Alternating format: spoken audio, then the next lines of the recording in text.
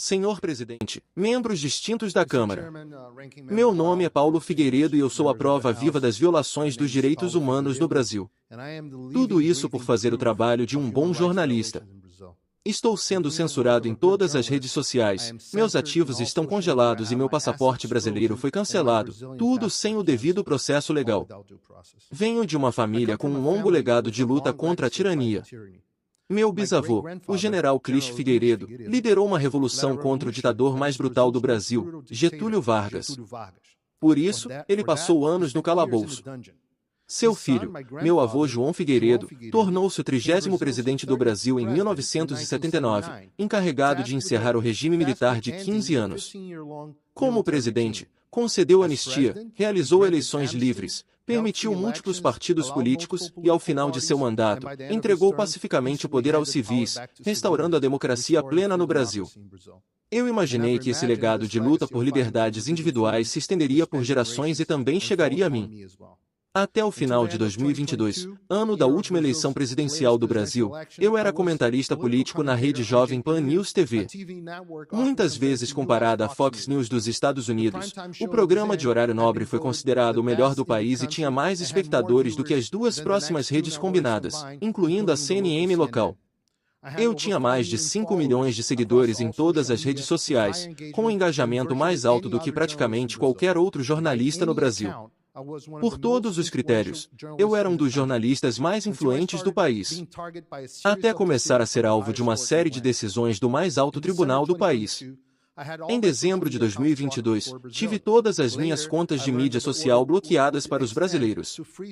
Mais tarde, descobri que a ordem se estenderia ao congelamento de meus ativos financeiros, à suspensão da confidencialidade de minhas transações financeiras e à ameaça de multas exorbitantes.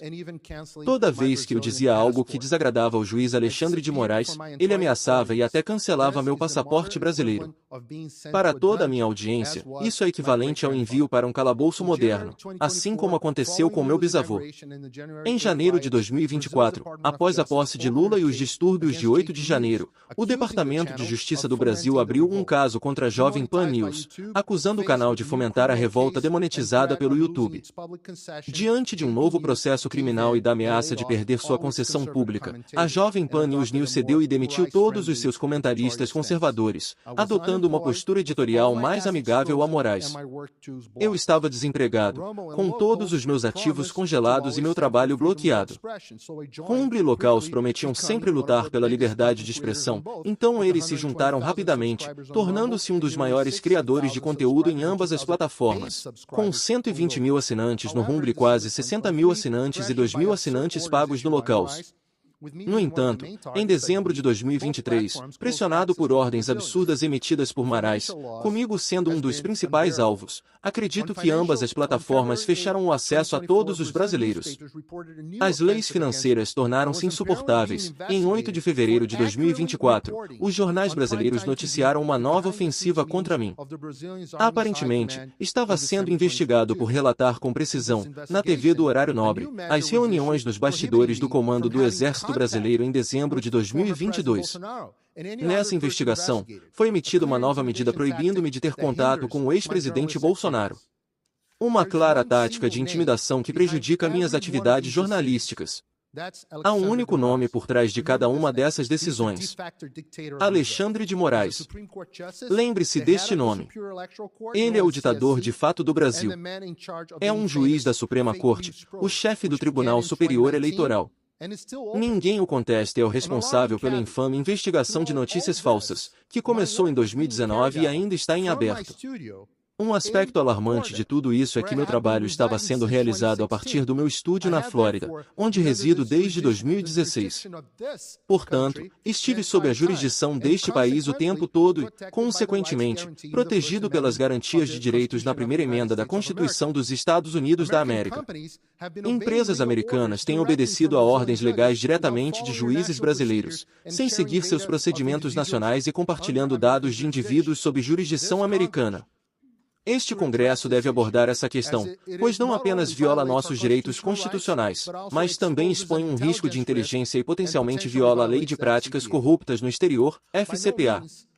De forma alguma, fui o único jornalista afetado no mesmo dia em que o premiado jornalista e autores de best-sellers Rodrigo Constantino, presentes nesta audiência, e Guilherme Fiuza foram alvos de decisões quase idênticas de copiar e colar. Outros jornalistas, como Alan dos Santos, também presentes aqui hoje, enfrentaram medidas ainda mais duras, incluindo ordens de prisão. Podcasts libertários como o Monark, conhecido como Joe Rogan brasileiro, sofreram um destino semelhante. Ambos estão exilados nos Estados Unidos. Existem vários outros exemplos, incluindo comediantes ou até mesmo um juiz, como Ludmila Grilu aqui na plateia, ou congressistas como Nicolas Ferreira e Gustavo Guier, também presentes aqui hoje, Marcel Van Atten, Carlos Giordini, Carla Zambelli e muitos outros membros do Congresso e até o senador Marcos Duval. Quem teve suas redes sociais bloqueadas, escritórios invadidos ou passaportes confiscados por Moraes. Congressista como Daniel Silveira está atualmente cumprindo 9 anos de prisão por gravar um vídeo criticando severamente Reis. Ex-congressista Deltan de Laiol, ex-procurador que condenou Lula da Silva por corrupção. Uma pesquisa mostrou que 70% dos membros do Congresso brasileiro acreditam que o Supremo Tribunal invade seus poderes. Cerca de 2/3 dos brasileiros acreditam que o país vive sob uma ditadura judicial. As manifestações com centenas de milhares de pessoas são principalmente contra Moraes, o povo brasileiro e o Congresso. Moraes está fora de controle, mas está paralisado pelo medo. Muitos perguntam como um único juiz pode fazer todas essas coisas, considerando que o Brasil perdeu a defesa da liberdade de expressão. De fato, Alexandre de Moraes não possui esse poder por lei, e suas ações violam flagrantemente a Constituição brasileira, especificamente o artigo 5, itens 49 e o artigo 220, bem como leis internacionais das quais o Brasil é signatário, como o parágrafo 1 e 2 do artigo 13 e a Convenção Americana sobre Direitos Humanos e o artigo 19 da Declaração Universal dos Direitos Humanos. Essas ações de censura e perseguição ocorrem dentro de um processo ilegal. Como essa mencionada investigação de notícias falsas que agora está investigando a Elon Musk, onde Moraes atua como alegada vítima, investigador, promotor e juiz sem direito a recurso.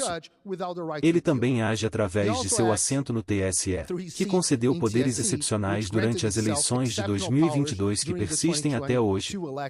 Esses atos ocorrem de forma velada, com casos correndo sob segredo legal e advogados não tendo acesso completo aos arquivos do caso.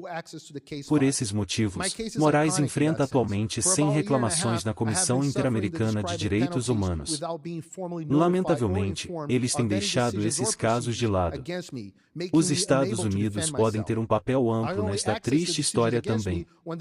Alguns poderiam até dizer que o governo dos Estados Unidos e ONGs agiram diretamente no fortalecimento do aparato de censura do Brasil.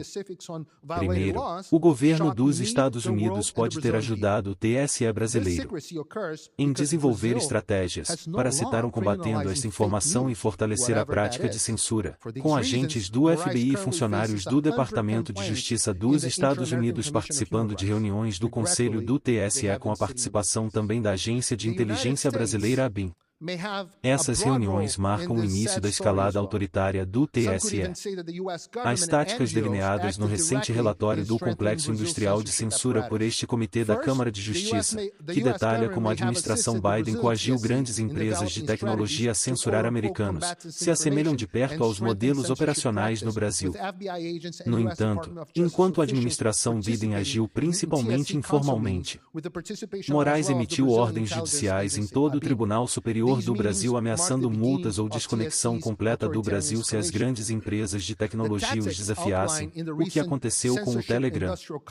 Em março de 2022, ONGs americanas, incluindo a Open Society de George Soros e a Fundação Ford e a Fundação Orr financiaram iniciativas que trabalham em estreita colaboração com Moraes.